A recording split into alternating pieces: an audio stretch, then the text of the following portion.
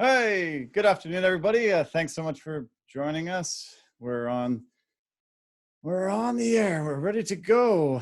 Yeah, complete sports and media coverage. Here we go with our podcast.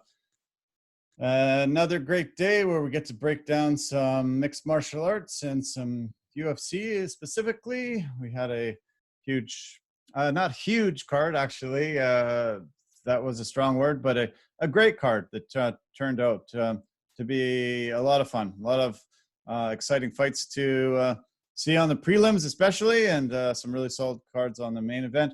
It was not a star-studded lineup. There wasn't a huge amount of names, so I think a lot of people did underestimate it, but some up-and-comers, some really, really talented young fighters, and some great performances off the prelims. Four fights lasted less than a minute. Immediately, right off the bat, three fights. The first three fights didn't last a minute, and that set a UFC record. Never happened before. The two guys in the beginning making their UFC debuts, and Christian Aguilera just impressed.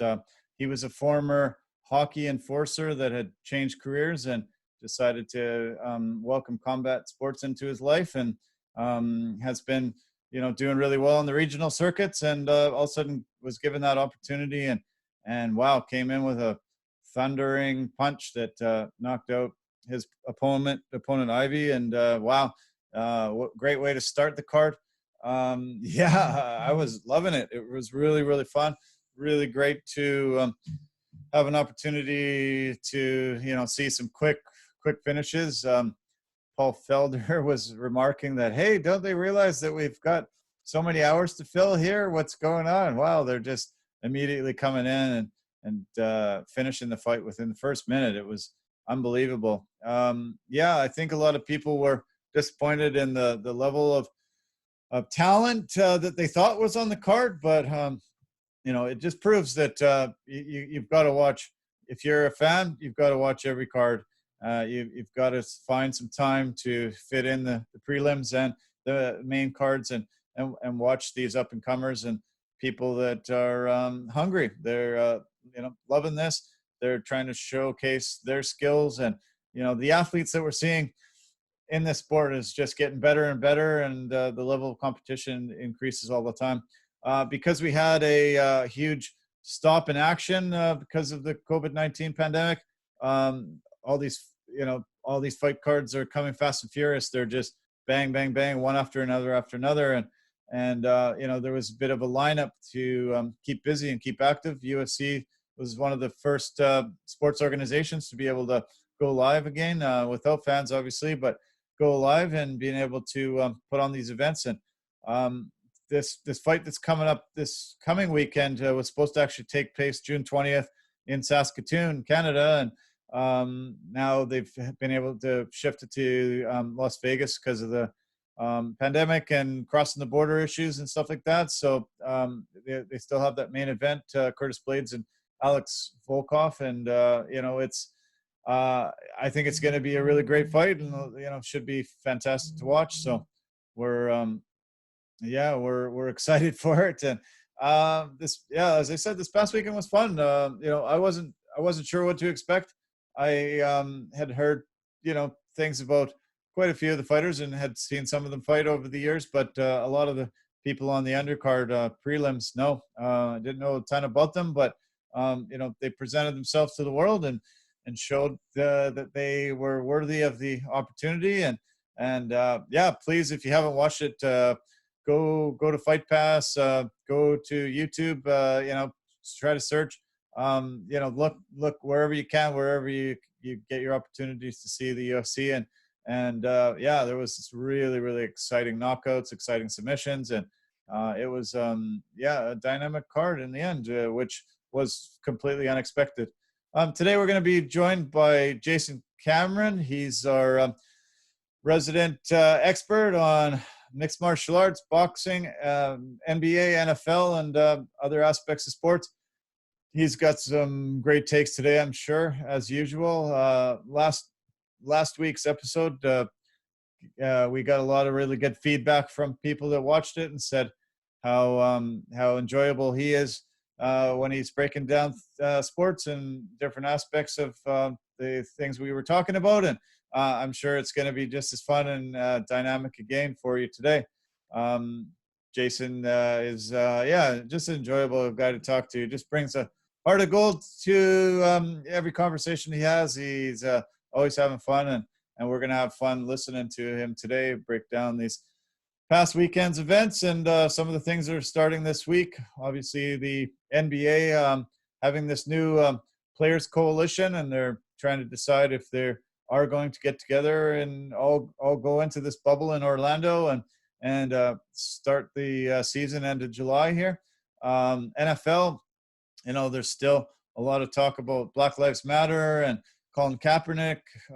Roger Goodell had something to say about Colin Kaepernick this week, and NFL's trying to be business as usual, but for players tested positive for COVID before they had joined their teammates at their facilities. But I guess they're concerning. I think Goodell said, "Hey, we're going to have positive tests. It's just inevitable when we test this many people." I think they're going to be extra diligent and super careful, but there are going to be people that contract it, and that's the reality of the world and their situations. But NFL plans to go business as usual, and outside of why should I say business as usual? I mean, different world. Nothing's ever going to be the same business as usual, but they're going to try to be forwarding on and putting on a season and trying to declare a champion in February. So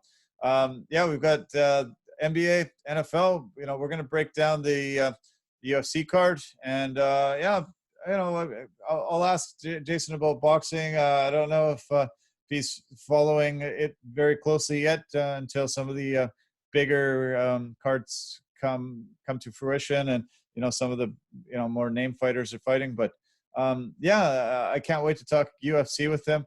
I really enjoyed that card, as I said a little earlier. It was a lot of fun, and the card coming up on the 20th is great.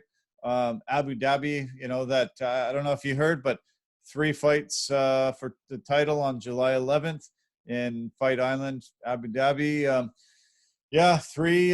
Three championship fights on one card is pretty rare, and we're lucky when we have that. But don't tune out some of the lesser cards like this past weekend. UFC record was made for the first 3 fights lasting less than a minute. 4 of the first 5 lasted less than a minute. And then, we had some great fights like Charles Touchy-Feely that was fighting, or not Charles, but Andre Feely, Charles Jourdain. He fought Charles Air Jourdain. And wow, that was a really amazing battle. It went to a decision, but it was back and forth. A very great example of high quality guys, and so we're waiting on Jason Cameron. I think I'm just checking on him and just see that he might be just coming into the picture here. So hold on half a second and we'll lock him in. First off, I totally apologize. So sorry about that. I'm going to be honest. I just lost track of time. I was just meeting up with my buddy Adam. Oh, okay. And I just finished talking with him, and we really delved into some stuff. Nice. So nice. I apologize for that. Sorry. That's okay. That's no worries. You're here. It's gonna be great. Been looking forward to it all day, all week, and this is a lot of fun. We had a really good conversation last week. A lot of people said they really enjoyed it, and as much as I did. So it was great. I think it's just gonna get better and better as the weeks go on, especially as we're gonna be able to see some live games in the NFL and the NBA and NHL and on and on and on. There'll be a lot more to talk about, and Yes. Glad you had a chance to talk to Adam. We'll have to talk, later on, and tell me all the great news and all the things that are going on in the Yep. world with him. But Yep. yeah, let's get into it right away. Yeah, let's do it. Yeah, where do you want to start? Do you want to start with the NBA and the coalition that they're talking about maybe not going into this bubble in Orlando? Is that a good place to begin? Yeah, let's do that. Let's start there. All right. Yeah, let's start there. Yeah, Kyrie Irving, Dwight Howard, Avery Bradley, sort of leading this players coalition against going into Orlando. They don't think being in this bubble will allow them to continue to further the protests and all the things that they want to do. There's a lot of things that they want to keep working on and trying to make changes for. Obviously, racial injustices, police brutality, Black Lives Matter, is on the forefront, and, all of them have big platforms. But, in my opinion, before you give yours, I think they'll be able to just make as much of a difference going in there, playing some games, and then having the platform outside of the games too. What are your thoughts? Well, I think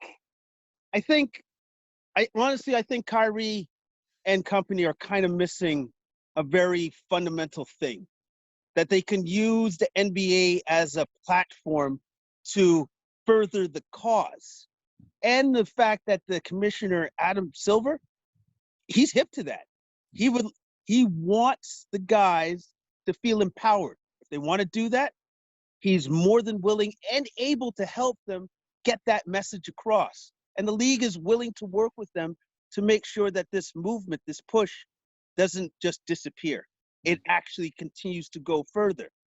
And there's another thing about like the whole Kyrie thing that I didn't like. It was the fact that he was wishy-washy about why he didn't want to go forward. It was a kind of a blasé sort of answer. And it wasn't an answer that was steeped in, this is exactly what I'm going to do. This is the plans that I have going forward. That's why I feel that I don't have the time to do this, because this is not important. Now, Right. if he had said something like that to that effect, then I wouldn't have a problem with it. But the fact that you're kind of using it as a screen to just not go to work, because like, you know what? At the end of the day, these guys don't have to go to work. They're actually in that rare position where they don't have to do it. Where the rest of us actually have to go back to work. Like we got to do that. And I think LeBron said it best, because he goes, well, I'm pretty sure I can work and be an activist at the same time. Yeah. So if you have somebody of that standing and that caliber that has said, oh, hey, man, that's cool that you want to do it that way. I'm just going to work and do them both. What are you doing? Like, Yeah. why can't you do that? Exactly. Yeah. Because hey, all of you guys have more money than you know what to do with. Hopefully you invest it in the right activist groups to facilitate the change that you need. And then you go forward and you see it through, right? But from what I hear from Kyrie and those other people, they're not seeing it through. They don't have a plan. If you have a plan, then say what the plan is, share it with the rest of us, and then, go forward with that. If that's what you want to do, I got no problem with that. Or if they had said, you know what, I got a duty to protect my family from this COVID crisis, so I'm not playing, then that's fine too. Sure. I don't have a problem with that. That's fair. That's fair, man. Yeah. But with this weird blase, well, we got some momentum going, and I want to keep it going. I'm like, well, Kyrie, how are you going to do that? When it's like, well, I haven't thought that far yet. I go, well, that's not good enough, man.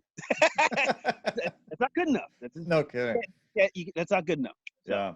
If you're going to stand up and be a leader of a coalition, you should have a really good game plan and be able to lay it out on the table and make everybody understand why you hold this position. And, if you expect the people to stand with you and join with you, you have to have a really, really well thought out plan. And you're right. I don't think he did. And obviously there's been some bad blood between Kyrie and LeBron. So, I take some things with it with a grain of salt over the years. They've not met eye to eye in other areas, but I Yeah. don't know. I think LeBron's dead on right with this one, and Yeah. I think they have the ability to have that platform because they are NBA players and because Yeah. they are prominent. And if you don't play the game, you're not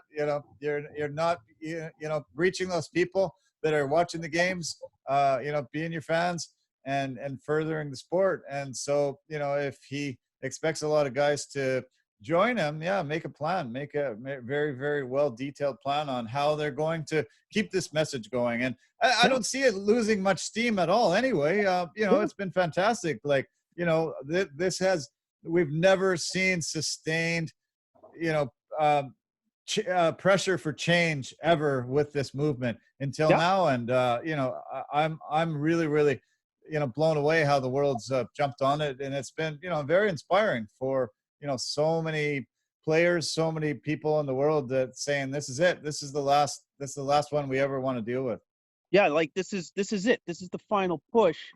And then for Kyrie, and also too, let's not forget, dude's injured. He's not playing anyways. So yeah, I get where you're coming from, Kyrie. You have nothing to lose because you can't even play. But I don't know about the rest of the guys that you're dragging along with you on this thing that you're kind of doing, which is, well, I got my faction and LeBron's got his fact. But it's not like that at all. Let's just get rid of that right away. Like it's just a time where all of us need to come together and push in the same direction. Not kind of go against each other, but we need to push in the same direction. Yeah. And I just feel that he's somewhat missing the boat here. He really is. Yeah. He really is, man. I think it might. Go. Sorry, I don't want to cut you off at all. I just think that maybe it was a bit sour grapes because I heard he asked the NBA if even though he was injured and he wasn't going to be able to play, can he still go into the bubble and spend time with the team and be on the bench and helping cheer him on and stuff. And I think he got denied. So I don't know if this suddenly came because he's like, well, now what am I going to do? Do I just try to drag a lot of guys back so they're not all going in the bubble? I'm going to miss all my buddies, or what is it? Yeah, exactly. And I get the NBA's position in that respect because it's like, well, you can't play, and so you probably shouldn't be there. Like we're trying to make it as safe as possible, and so the less people, the better.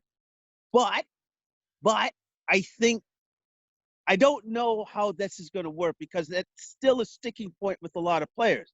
Because a lot of players have families. A lot of players have young ones, babies, little ones that, like these are their formative years and that, that now that they've had a chance to actually just spend time with the family, they like that. They like, so I don't know how that can work where you at least allow your family some times where they can come and visit. Because I think as it stands right now, you can't see anybody. Like they're just on lockdown and they're gone. Yeah. So exactly. And I get that part I get. I got no problem with the guy just opting out if he doesn't want to be away from his family for 3 months, especially the organizations that are expected to go all the way, the Lakers, the Clippers, Milwaukee, Toronto, they're expected to be, into the bubble the longest out of everybody else. And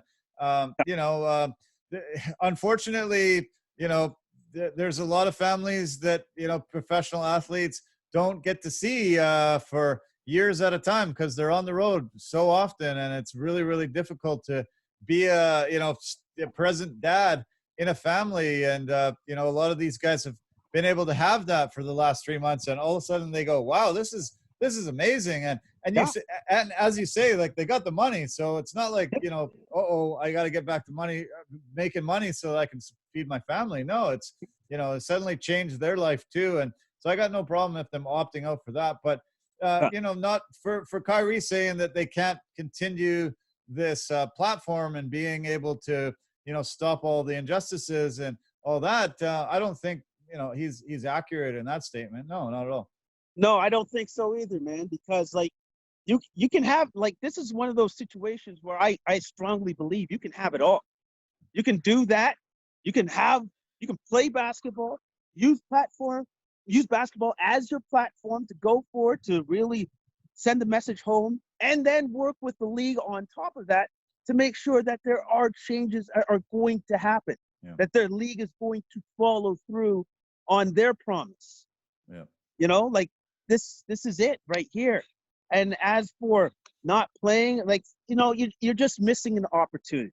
Yeah. It will be a missed opportunity if these guys don't want to do that. But like I said, everybody has their own feelings at this point in time during this turbulent times that we're in.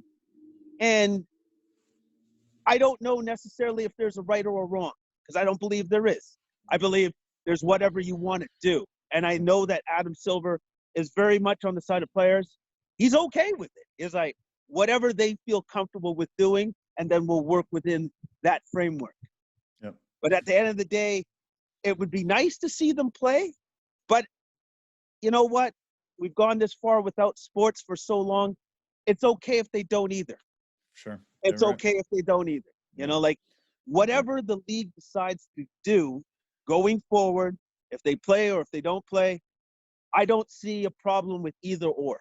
Right. But hopefully at some point in time, we do see them get back on the court. Maybe this year. Yeah. Hopefully. Yeah. But we'll see. You know, I really, really like Adam Silver and everything that he's done with the NBA since he's taken over. And, you know, he seems to really go to the media, go to the players, and, you know, be really able to listen, put in policies and procedures and lots of things that, you know, they respect and love and need. And, you know, they will have to have a really, really tight partnership going through this and trying to make it happen. You know, I'm dying for basketball. I really want the season to finish. And, you know, I'd love to see this quick 8-game finish to the season and then the playoffs. And, you know, as we talked last week, you know, this could be one of the most exciting playoffs ever because, you know, you just don't really know who's going to come out of this. And as the victor, and especially not knowing exactly how many guys that they're going to get back there, you know, it's going to be almost impossible to you know, predict the ultimate winner. So it's really fun. Yeah, it's going to be fun. It's going to be interesting to see the players that opt out and the players that opt in. And like, I'm kind of curious to see that because I have a sneaky suspicion, Darren, that the top 4 teams in the East and the West, I think all those guys are going to report. I think right. I don't know what it is. It's just it's a weird feeling that I got, but I think those guys are going to want to go play. So great point. Great point. Yeah. Well, I talked about the commissioner of the NBA, Adam Silver there, but let's switch, you know, to different sports and talk about the commissioner of the NFL, Roger Goodell. Last week, we had the great conversation about the video that he put out and said that the NFL was wrong in the way they handled, you know, racial inequality and social injustices and Black Lives Matter in the past. And you know, said mea culpa, you know, we really made a mistake and we're going to, you know, be better into the future. And then he put out another video this past week saying, you know, hey, I think we should welcome Colin Kaepernick back into the NFL. And I'd be very encouraged. He said, I'm encouraging teams to sign him. And that was great. You know, Cap deserves another chance. He's a talented guy, major, you know, incredible athlete. And, you know, for him to lose his career completely, it's just wrong. You know, I was really glad to see Roger Goodell, you know, say Kaepernick's name in this last statement. Yeah, no. And again, I'm surprised. I'm surprised because, like, you know, like the NFL usually doesn't go back on what they say and stuff like that. And also, too, Goodell's not speaking out of turn. He's kind of getting permission from owners to say what he's saying. Sure. All right? And because the owners aren't stupid either. They're just like, so this is the way the movement's going? Okay, all right. Maybe that guy that we kind of, like, you know, threw under the bus, let's try to bring him back in. Now, that doesn't necessarily mean he's going to get a job in the NFL. He's just going to be allowed to try out for the teams. But I found it very interesting when the coach for Seattle Pete Carroll lamented on the fact that he didn't sign him when he should have. Yeah. And so, and then that goes to tell you that there was definitely something going on with the owners saying, well, you can't use this guy. Sorry. You know what I mean? Yeah. And so obviously that will never come to light for a certainty that they did that, but we all kind of know they did that. Yeah. We all kind of know they did that, right? So I hope that Cap does get a chance with some NFL teams, but more importantly, I hope he still has the skill set to contribute something to said NFL teams. Yeah. I hope he still has that within him, because Yeah. 4 years is still 4 years. I don't know what he can do. Yeah, it's way too long of a break for a guy that was not quite in his prime still. He was, you know, a little bit removed from that. But, you know, yeah, we'll see. I hope he has a really, you know, a legitimate opportunity with teams. You know, there are backup quarterbacks out there that, you know, I'm pretty suspect on their skill level when they come in and they throw picks pretty quickly. And, you know, they don't really show that athleticism that they need. And, you know, I think, you know, it's just great that he's getting an opportunity. I'm great that the NFL is finally saying, "Hey, we made a mistake, and you know, hey, let's right this wrong and bring him back into the league." And then, you know, it'll be fantastic to hear him on a daily basis. He'll have a platform that he hasn't really had in the last 4 years, you know, to be able to talk to people on a daily basis. Yeah, because like basically the only platform that Cap has had, which I do appreciate the company that's had his back throughout all of this, which is Nike, because it's almost like Nike's always known as like, no, he's actually right. We're just gonna keep with him until the rest of the world finds out that he is right. Nice. And that's exactly what they did. Before you know it, it's like who would have ever thought that 4 years removed from when he started kneeling, that things would come 360 degrees, they turn right around and everybody be like, oh man, would you look at that? Cap was right. He was right all along. Yeah. And he amazing. was. And he was. And it's amazing. Yeah. It's amazing that we've finally come to a spot where the NFL has actually admitted wrongdoing. Like I said, they don't do that. And then also, too, that now the commissioner is saying to other teams, please give this man a chance. We kind of did him dirty. We did him wrong. Yeah. So let's try to make amends and try to make it right. Yeah. Yeah. Yeah. Yeah. No, it's fantastic. Another couple of things to touch on in the NFL. Did you see that Cam Newton was working out with OBJ? Did you see that little clip? They were throwing the football around a little bit, and Cam Newton was trying to showcase that he's got it and he wants a team to sign him. Did you notice that at all? Oh, I must have missed that, but I do remember when the Panthers released him, I was a little bit surprised because I'm just like, well, why? Like honestly, like I know he didn't have the greatest season last year, but like he's still better than like, I don't know, 50% of the quarterbacks out there. Like it's kind of surprising to hear that he's still on the shelf and nobody's like tried to pick him up. Like, so I don't exactly understand what's going on there. I don't know if there's something going on behind the scenes about the man's character or why they haven't signed him yet. But you have to think that once they start getting serious, that somebody's going to bring him in. Somebody's got to bring him in. I sure hope so. Yeah, he deserves it. You know, I mean, he's talented. You know, everybody has down years, but you know, I think you know, if I was the owner of a football team, you know, how he can bring so much to the table. And you know, in a backup situation, I don't know if he doesn't want to be a backup. I don't really know. Maybe he's changed that stance recently. I'm not sure about those negotiations, but in a backup situation, NFL quarterbacks get hurt. This happens, and yes, exactly. And then all of a sudden, then you get your chance. Like I hope he's not trying to take an Allen Iverson stance, which is I only start. I don't start from the bench. That's not what I do. Like I hope he's not doing that. You know what I mean? Because at the end of the day, you know, you still have a great job. You still have a great opportunity. Sometimes you need to take a back seat to go forward. Yeah. Exactly. You know? Yeah. And so hopefully he's willing to do that. And it's great that, you know, like a guy like OBJ will catch balls with Cam to say, oh, look at that. Well, I know I'm good. All right. Like I'm good. Yeah. But like you can still throw. Find that video as soon as we hang up. You'll love Cam Newton's hair. What a hairstyle that he had, and OBJ looked great. They were you know, it was a good little combination video there. I loved it. I loved it a lot. The other video that just surfaced this week was the Lamar Jackson playing beach football with a bunch of his buddies, and one of his buddies, in trying to stop him from scoring a touchdown, ended up pushing him and throwing him over a jet ski. Did you see that clip?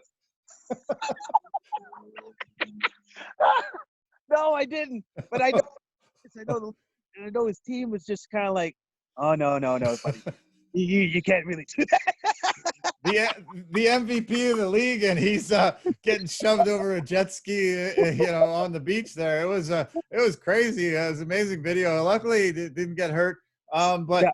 That guy that pushed him, that's definitely one of his boys. He's not he's not holding back at all. He's like, you're not scoring no touchdown on me on this beach. Now, and it's awesome to see that it's like, well, no, the man's still doing some real competition. Even his friends they don't want to give him nothing. They don't want to give him goddamn thing. Like, that's hilarious to me. Yeah. That's hilarious. Yeah. But also too, like, guys, depending on it doesn't matter whatever sport that they're playing, they still have to be careful in that regards on what they do as recreational activities, because they still have a contract to honor and they can't be putting their body at risk. They have to remember that. And I'm pretty sure Lamar had a stern talking to from somebody from the team to say, hey, Lamar, what are you doing? Yeah. And so, well, nothing. I'm being behaving. I've been at home. I go, no. I'm just going to send you this video that I got. He goes, oh, you saw that. Yeah. Well, with everybody having a phone in their hand, you can't get away with anything anymore. It's just you go and you're trying to play some fun sports with your buddies, and all of a sudden somebody posts it on Instagram or something. Yeah. That's and these guys got to know, it's like, no, man, if you're going to play like beach football, do it at one of your boys' like private estates on the beach where nobody can actually film you. And then you can do whatever you like. That's great. It's great. Yep. Until actually probably one of your friends still does probably something silly, does a TikTok of it, and then puts it on the net.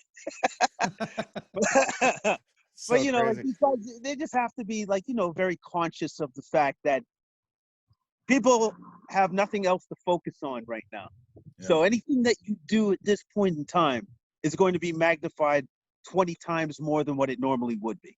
Yeah. And you just got to have to keep that in mind as you go forward during this time.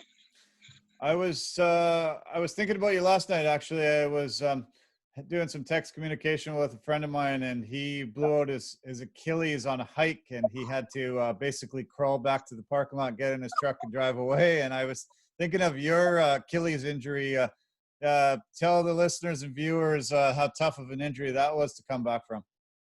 Okay, this is what I'm going to say. If you've suffered an injury like that, I was always amazed from professional athletes how fast they could come back from an injury like this. An Achilles tear, so when it first happens, it's happened if you can't flex your foot. Because then it's like, well, there goes the Achilles. It's gone. It's done. And the amount of work and effort that you actually have to do to get back to, let's say even like 90% is monumental. It's a monumental task. It took me a year to finally get back up to speed, a full year of dedicated work, dedicated physio, going to the gym, doing mobility exercises, stretching and then also too, the most painful part of it, which is scraping out all the scar tissue. Not fun at all, man. That is not fun. And so I remember when I was going through my thing, I think at about the same time Terrell Suggs had done his Achilles. Wow. Now, if you want to talk about a person that I think is not really human, he's somewhat of a mutant when it comes to his healing ability. He's like Wolverine. Because that guy tore his Achilles, and then I think 5 months later, he was playing professional football. Wow. You shouldn't be able to do that. That's should incredible. Actually be a possibility. You can't. Wow. You shouldn't be able to do that at all. Amazing. And so it was amazing to me what our training and what the research and everything has gotten to for these guys to be able to recover from pretty much anything nowadays. Pretty much anything. Yeah, they are. I don't. Maybe I shouldn't use this term, but I think freaks of nature. All of Yes. a sudden, just wow. Just amazing that they can be so big, move so fast, and recover so quickly. It's just Yeah. an incredible thing, and that's what puts them on an elite level. Usually, just Yes. they're not regular human beings like most of No. us. They're different from us because, well, first off, they can do things that a bunch of us can't do on a day to day. I'm not a 280-pound, 6'7" man that can run like a 4.4 and a 40. Yeah. That means I can't outrun that guy. That's what Right. that means. I'm Right. 180 pounds. I should be able to outrun him, but he's going to track me down and tackle me very, very hard. That's scary. That's Yeah. scary. No Yeah. kidding. Yeah. And, and so it just speaks to their athleticism and just how freakishly athletic all these guys are. I know. Yeah. Yeah. Yeah. I want to touch base on the UFC that just happened this past weekend. Yeah, you said you got an opportunity to watch it, and what are some of your thoughts? I was impressed with a lot of the fights on the card. It wasn't star studded. There wasn't a ton of big names, but I Yeah. mentioned in my intro, hey, some really really quick knockouts, amazing. Performances from some of these up and comers. It was great to me. Yeah. Like from the prelims, the Nam fight, which Yeah. was quick, Oh, so to speak. That was impressive. That was an impressive win by Nam. He was up against a very tough fighter, and he finished that fight rather quickly. So yeah, that was amazing to see, and it yeah. was a really really great knockout and a great win for him in his career. 32 seconds, flawless knockout, just a counter right, and just boom. Yeah.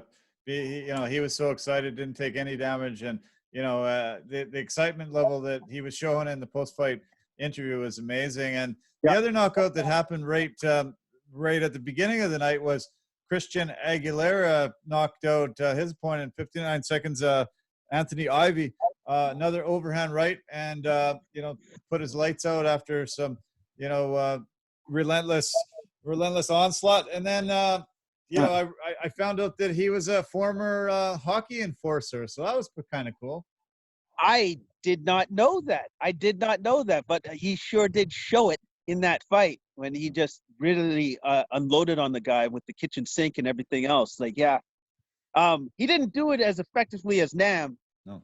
but he still got the job done because, well, it's kind of hard to replicate something like that when Nam just throws one punch and then it's over. Because, like, that was literally his one punch. Yeah. Threw a punch, and then he ended it. So, but Aguilera, though, a very impressive win on his part, for sure. Yeah. And then a couple of female fights that we should touch on. Raging Panda, Julia Avila, she won in 22 seconds. That was an impressive performance, just overwhelmed her opponent there. Yeah. And then Maria Agapova, she had a submission first round over Hannah Cyphers, just dominated her. Wow, she looks super athletic, super incredible athlete. Man, wow, I think the sky's the limit for her. Yes, and rangy and tall for the division. Yeah. Tall for the division because at first they went after each other. It was a knockout, drag out brawl. Like Cyphers knew that she had to make it an ugly fight to even have a chance because she had to continually work her way into the range of the other fighter, Agapova. And but Agapova was very good at distance, keeping her distance, keeping her at the end of her fist, and it also too because of the height difference, was easier for her just to throw knees in there because every time she threw in a knee, hit her in the face. Like it was there was so many advantages that she had, and she used them beautifully to win the fight. Yeah, no, it was pretty textbook, and pretty impressive. She just beat her everywhere, and took the victory. It was I'm really excited to see her, and I hope they can give her some fights coming up in the next little while here. And I didn't love the main event. That was a pretty lackluster affair. Cynthia Calvillo going into that weight class for the first time. she showed, a lot of talent and was able to beat Jessica. But main event that just didn't really come across as anything spectacular to me. Now, so for events like that, I'd like to say, I guess it was a technical battle. And it's the nicest way I can say it, because even when Calvillo actually had control on the ground, and I think she beat with control on the ground 7 minutes and almost 50 seconds compared to 0. Wow. And that's how she won the fight. It was ridiculous.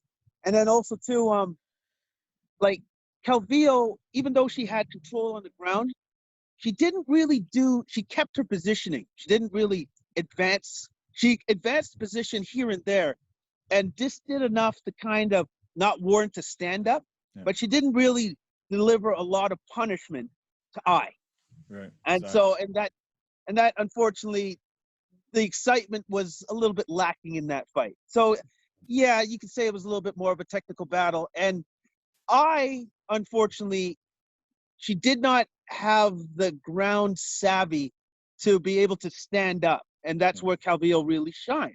Like she didn't have the skills to get out from under Calvillo, even though Calvillo was clearly the smaller woman in that fight.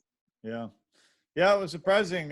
Jessica's #1 contender in that weight class, and she just didn't seem to be able to reverse and get off the ground when she was taken down, and wasn't able to stop the takedowns that happened. And Calvillo was a breath of fresh air for that division, and we'll see where she's ranked, and we'll see what kind of opportunity she gets. Your favorite fighter in the world, Shevchenko, is the champ in that division. So she's been able to dominate most of the class there. It'd be nice to see some girls come to the forefront. Yeah, it'd be nice. Like, I'm not saying that Calvillo, well, maybe I don't know who Shevchenko is going to fight next, but whoever that person is, well, better be ready. You know what I mean? Like, because like Shevchenko is that good, and who knows who Shevchenko is going to fight next? What they might do going forward, since I don't know, Nunes has nobody to fight anymore because she's that person now. So maybe they actually make Nunes and Shevchenko fight again. Yeah. Like that's a possibility, because literally Shevchenko's the only one that can hang with Nunes. Yeah. She's it. And you and many others, Scott Holborn being one of them, thought that Shevchenko won that fight. From the first one? Yeah. So, maybe, the UFC, does give her credit for that, and sees how close it was. And, give that trilogy a chance. Yeah. It's usually, they only usually give trilogies if, it's 1-on-1, but, Shevchenko looked fantastic in that first fight, for sure. Yeah, because you're right about that. They usually only give trilogies to 1-on-1, just like coming up next is eventually Stipe and Cormier are going to run it back. They're going to do it again. Yeah. Which is, honestly, I can't wait. That's a lot of fun. Yeah, I've been watching DC and Helwani a bunch, and DC's been really talking, very open. I love him as a broadcaster. I think he's got a fantastic broadcasting career ahead of him. It's, great to see him sitting there and analyzing these fights. But, some of the insights that he's been giving on this trilogy fight, it's exciting. I think, I can't wait either. Wow. It's going to be something to watch and can't miss. Yeah, of course, man, because both these guys are like pinnacle athletes. They're both at the top of their game. And then also, too, they're both 1-on-1. And they both had to overcome each other to beat the other guy. Right. So this third one is just going to be for all the marbles. But I do realize that I believe this is going to be Cormier's last fight. I think this is his swan song. So after this, he's just probably just be like, I'm just going to empty the tank and just leave it all out there. If I win, I win. If he doesn't, he doesn't. But at least he can say that he's a 2-division champion. Yeah. Unfortunately, he could never beat the one guy, but we're not going to talk about it. No. Yeah. No. There's just 2 more fights I really just want to touch on with last weekend's card, June 13th in Vegas. The fight that I really enjoyed was and Andre Touchy-Feely against Charles Air Jordan. Yes. I thought that was a really, really very great contested battle, back and forth. Super close, and Feely won it on his takedowns because he realized that him standing up with this guy, it's pretty close. And so him getting the advantage would be the takedowns. And so it was actually a brilliant game plan to switch up both, because unfortunately Jordan didn't really have much for Feely when it came to the ground. Yeah. That was Jordan's like weak point when it came to the ground game and stuff. So Feely had a smart game plan, a great game plan. And as he said, yeah, he now deserves to fight some of the top upper echelon guys in that weight division. He's earned that right now. So, and then out of that card, out of like the main event, that was one of the best fights. By far and away one of the best fights of the night. Yeah. And the Marvin Vettori submission win in the first round over Carl Robertson. Lots of bad blood between those guys. They had been supposed to fight before, and there was cancellations and a lot of accusations back and forth. They had a skirmish in a hotel lobby, and there was a lot of, they weren't happy with each other. But I thought that was a fun fight to watch. Yeah, no, it's good to see that there's still a little bit of animosity. It's not all just sunshine and rainbows with these guys. It's like, no, I don't like you. It's like, no, man, I don't like you either. All right. Yeah. And it was a great fight, great game plan for Vettori to know that me standing with this guy is probably not the best idea. Like me doing stand up with a guy that's like been a kickboxing, like that's his repertoire, like that's where he lives, that's where he makes his, that's where he eats, so him just taking him to the ground and submitting him like that, awesome work, man, because he knows he had a significant advantage if he took him to the ground, right? But he also too he mixed it up with the strike so he could get him to the ground. So he just didn't charge him right away. So it was a very intelligent way to fight Carl Robertson and get the win. Yeah, it was great. Yeah, good for him. He's definitely going to, get some really good fights out of that one. He lost a decision to Israel Adesanya, and I think that was a really close fight. He's proved split decision, right? Yeah, split decision, exactly. Yeah, so he's proved that he can hang with the upper echelon of the division, and I mean, he didn't disappoint in that performance at all. So I think onwards and upwards for him. Yes, and I'm curious to see if he now gets like a ranked opponent to fight next for his next fight, which I think he deserves, and I think he's earned that right. You're right. Sure. I'm going to shift gears a little bit to this weekend's upcoming card. I don't know how much you've looked ahead, but I just wanted to touch on a few of the fights. Obviously, main event has Curtis Blades and Alex Volkoff, a really amazing heavyweight battle. Both of them have won 7 of their last 8 fights.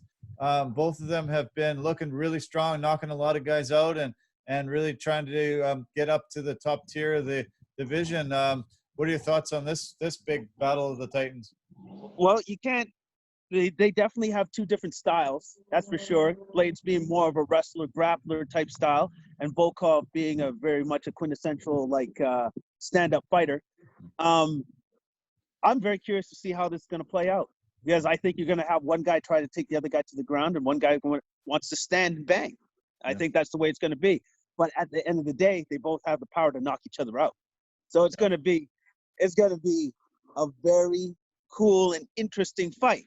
Yeah. Because I know this, at least for Volkov, for his sake, it's not going to go the way that where it went with him with Derek Lewis, the Black Beast, because he doesn't have to worry about power like that coming at him. I think he was, less than 15 seconds away from winning that fight, and he shut his lights out. Yeah, he sure was, because it was almost like Derek Lewis said, "I just got one more punch left in me, and then that's it." And he connected with that punch. And I know Volkov, when he woke up, goes, "Did he hit me? Oh, man, he hit me." Damn. That's always the most amazing thing is when you see them wake up in the cage and they look around and they're like, what happened? They never remember. They just never remember that punch hitting them and putting their lights out. No, they don't. But like I said, though, that fight's going to be a difference of styles, and I think it's going to go to the man that can impose his style the best. Yeah. That's going to be the man that wins. So. I was talking a little bit with Scott Holborn, and he was breaking down some of the fights too. And he said Volkoff didn't look very impressive in his fight against Greg Hardy last time. Obviously, Hardy, not a ton of experience, super athletic guy from the NFL, but he was disappointed in Volkoff's performance because he thought he should have dispatched him a lot sooner instead of, have only a winning by decision. Yeah, do you remember too much that came out of that fight? I kind of do. I just remember that I think Volkov was super cautious about the fight because he understands that Greg Hardy, besides the fact that he's ultra athletic, has a ton of power. So I think he just played it safe and just kept his distance and just won the safe way. Right. I think he could have pressed more to try to get him out of there, but then he would have also put himself in harm's way.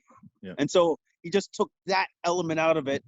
Yeah, it's more of a boring fight, but he's definitely going to win a fight like that. Yeah. Volkov's had some big wins over Verdum and Struve recently, and I think he's he's definitely a big contender in the weight division. And Razor Curtis Blades, that was a really big knockout against Dos Santos.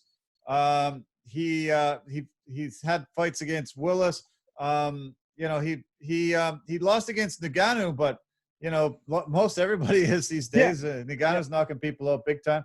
But he's beat Overeem, Hunt, Olenek, a few of the other big Russian fighters. So Blades is, impressing me. He was here in Vancouver for that last UFC card that was here, and had a really good chance to chat with him. And he's a super confident guy. And his athleticism, like you mentioned, from wrestling background, he was also played football at the same university that he wrestled at. So he's a really good athlete, and he loves the takedowns, loves bringing the fight to the mat. Yeah, he loves the takedowns. He loves bringing the fight to the mat, and he also loves a little bit of ground and pound too. He loves to hurt his opponent once he gets him down to the mat. So. Yeah. The co-main event on that card is Josh Emmett, Shane Burgos. Emmett's 15-2, and Burgos is 13-1. Burgos has only lost to Kelvin Cater. Josh Emmett has had his last 3 wins have been by KO. He's looked really good. I think this fight's really, really evenly matched, and I'm pretty excited for it. I think Josh Emmett is, had tons of knockouts in the last little while. He knocked out Bektik. He knocked out Johnson. He knocked out Lamas. He's had some really, really, really big performances. What do you think about these two? I think it's a very good match. Great matchmaking right there. You got 2 guys that are very slick on their feet and both have power, especially Emmett. Emmett's got a ton of power. So this might come down to, it might be a firefight, and let's see who has the tougher chin. Yeah. I think that's what this fight might come down to. I think they might just say, well, okay, meet me in the middle of the ring and let's see who's tougher. All right, let's do it. Yeah. I'm kind of very excited for this fight because I think that's exactly what this fight will bring. I think it will be a war. I think it will be a really big war, and fight of the night potential, definitely. I think it would be surprising if it doesn't get fight of the night. I wasn't happy with Burgos in his last fight beating Mr. Finland. I really wanted Amir Khani to take that because I want some really good Finnish fighters to come out of there. I went to Finland,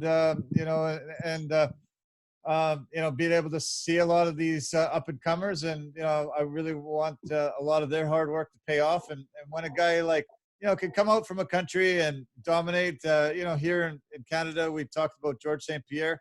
Once he rise to the ranks and took the belt and held it for a while, it suddenly mixed martial arts became loved by so many Canadians. And if a guy from Finland, a guy from Sweden, a guy from his home country can suddenly get into the UFC and rise up the ranks, it helps a lot of these fighters come along. So it was disappointing, but Burgos is talented. I got to give him his props. Yeah, Burgos is really good, and like that fight that Burgos lost to Calvin Kattar, that was a great fight, and it was close, very, very close, right? Yeah. Like he barely lost that fight. So Burgos, is the real deal, just like Josh Emmett. And those two guys have definitely earned their co-main event spot. It's a great fight. Can't wait to see it. Yeah, me too.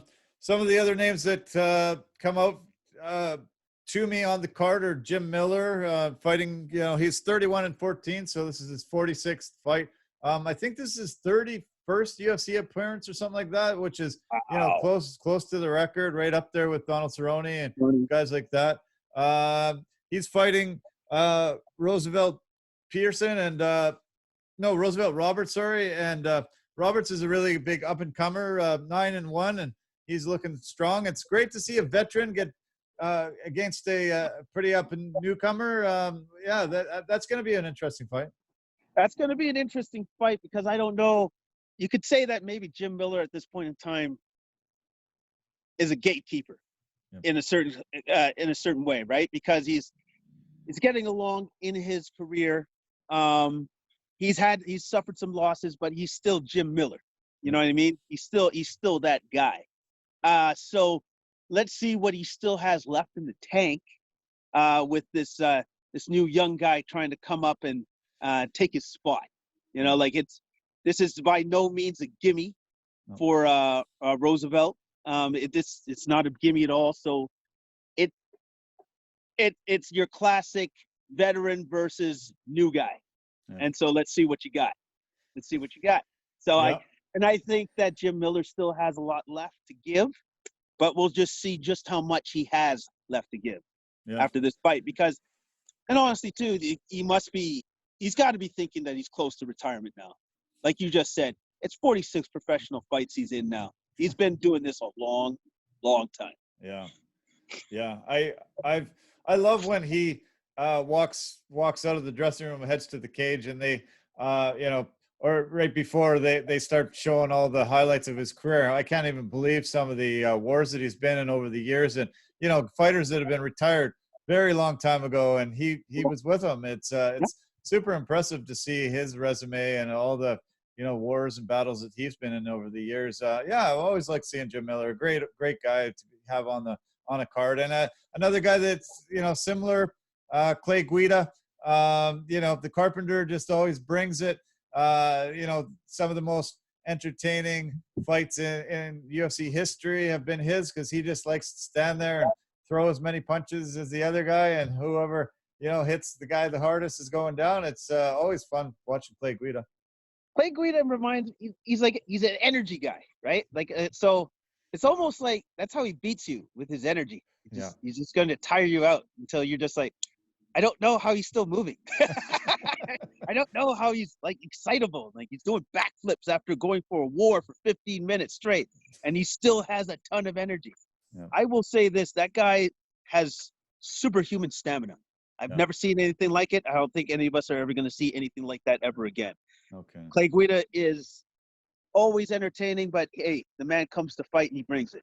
He brings it every time. He brings his A game. It'll be good to see him back in the ring, but there's another guy who's been in the game just about maybe just as long as Jim Miller. He's been around for a long time too. So let's see how long he wants to continue to keep doing this as well. Yeah, I couldn't have said it better. This card was actually supposed to take place in Saskatoon. It was June the 20th, supposed to happen in Saskatoon, obviously with the COVID-19 pandemic and the shutdown, and fights getting canceled and postponed and moved, and they had decided to have it in the Apex in Vegas. Unfortunately, Saskatoon lost the card, but hopefully the UFC steps up when all this gets back to a little more normal and gives them a card. It's always great to see fights in Canada, and all across Canada. We've been able to be in so many of the provinces watching live fights, and it's great that the people locally there can be able to cheer on some really good fighters. This fight was I think better than the last fight that was scheduled there. It was a fight night before, and I was really excited and looking forward to that for those people. So, it's unfortunate it's not there, but I'm looking forward to this weekend. Another really good card. Yeah, and I'm like, I like the role that the UFC's been going on lately, which is they're just cranking them out, like a fight every weekend. Every weekend so far this month, they've had a fight. So that's pretty cool that they've been so dedicated to be putting on content for us to consume as fans. So I'm very appreciative of that fact. And it has not gone unnoticed, Mr. Dana White. So thank you. Thank you very much for that. Uncle And Dana. yeah, man, like I'm just looking forward to all the other events that are going to be coming up, especially those coming up on our Fight Island, and especially with the one event where it's like three title fights, man. It's going to be great. Wow, is it ever? Yeah, Gonna be chomping great. at the bit for that one. Yeah. Yeah, I can't believe that they were able to stack the card that well when they get to Fight Island. There's this card this weekend here, and then there's one more card in Vegas, and then they have a break, and then they go to Fight Island July 11th. Is the first card there. So 4 fights in 2 weeks there. I heard from our good friend Grayson. He said we should get together and watch the fights and make it a pub island. Let's try to find a spot to pub island. Yeah. Oh man, he does come up with some great ideas, doesn't he? Yeah. Doesn't he? Yeah. Yeah. He's right about that. That's what we should do. We should. Yeah. Be able to get together, and we should all do a pub island, and then we'll watch these fights together and break them down and enjoy them as much as we always do. Yes, for sure. I look forward to that indefinitely. I as usual just appreciate your time, Jason. This has been great. As I said earlier off the top, got great feedback from people that loved the last video that we posted, and we're gonna make this a regular thing with you and me and break down fights. I love that we can talk NFL and NBA and anything else that comes to mind that you've seen this week that you have a really good take on. You usually have a lot that you love sharing with all your friends and family. So you got anything else that you want to share? You know what? Just going back again to like the NBA thing, and also too, I realized that there still has to be discussion on how this is all going to work and how it's all going to be, and how it's all going to come together. And so the league is more than willing to work with, the players and the owners just to make sure that everybody feels safe. Because at the end of the day, that's where we need to be. People need to feel safe, and they need to feel empowered too now going forward with like the new norm, with like the fact that, social justice is now a thing, and that we want we want the policies and the systemic racism to be eradicated, but that will take time. And then with the players being in the position where they can be on a platform and they can get that message out and just keep reiterating it and keep reinforcing it, like this is something that they will do.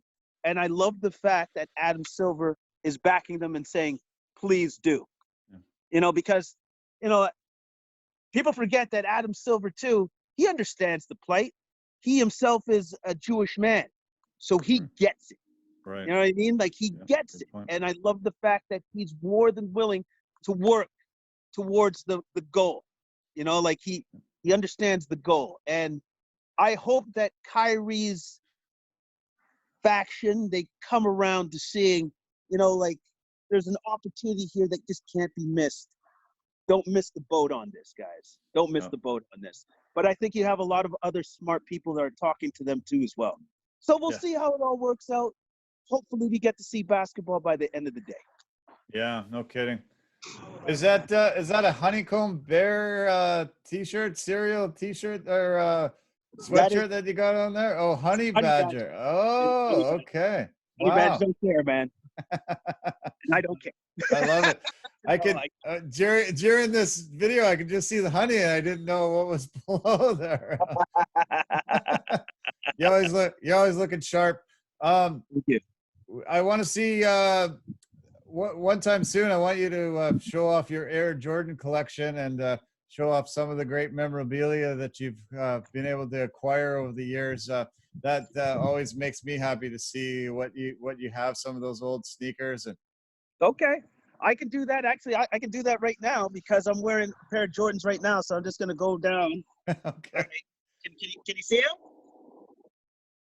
Let's see see. We got to switch for some reason. Talk for a second and then show Yep. them. Yeah. Okay. Okay. Anyways, so I'm wearing a pair of like Jordan 1s, yellow and blacks. So I'm gonna try to show them. Okay. Let's see here. You know what? Get it. I'm just gonna do this. I'm gonna take it off. And there it is. There it is. See that? Yeah. Those are awesome.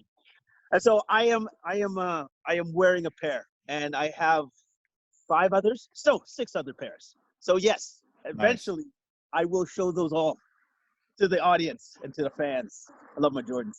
Wow, are you ever color coordinated today with your Pirates hat, your Honey Badger shirt, and your Jordans, yellow and black? Holy cow! Wow, I Yeah. gotta take some fashion tips from you for the upcoming podcast. Well, you know me, man. I try to make sure that the colors are right. That's about it. That's all I can do. Hey man, it's been fantastic as usual. Let's keep in really close contact. Thanks for breaking down things. I think things will really show themselves with this NBA dispute, and trying to figure it out. Hopefully, Kaepernick gets a quick opportunity really soon once he gets a chance to get a tryout. We got some UFC to watch this coming weekend, and then we'll meet you. We'll have you back next week to break it all down. Sounds good. Can't wait. Okay, buddy. Take care. All right. You too, man. All the best. Bye for now. Bye-bye. Wow, that was great. Fantastic to have Jason as usual. Yeah, wow. Yeah, it's a lot of fun. It was really great to have such a good take on the NBA and all the issues there. And I was really surprised. The way Kyrie came into the mix and had to start stirring this up. I thought basically the NBA coming back at the end of July was a no-brainer. It was going to happen. They decided on the hub city. They were really determined. They had all the protocols in place. Obviously, with Rudy Gobert getting found to have COVID, and Jason's still there, popping up. Rudy Gobert having been the first guy to have COVID in the professional ranks, and having them shut down, they've had to be extra careful. It's such a contact sport, and I think Jason was there briefly, and now he's gone. They've had to be really careful, but then suddenly Kyrie,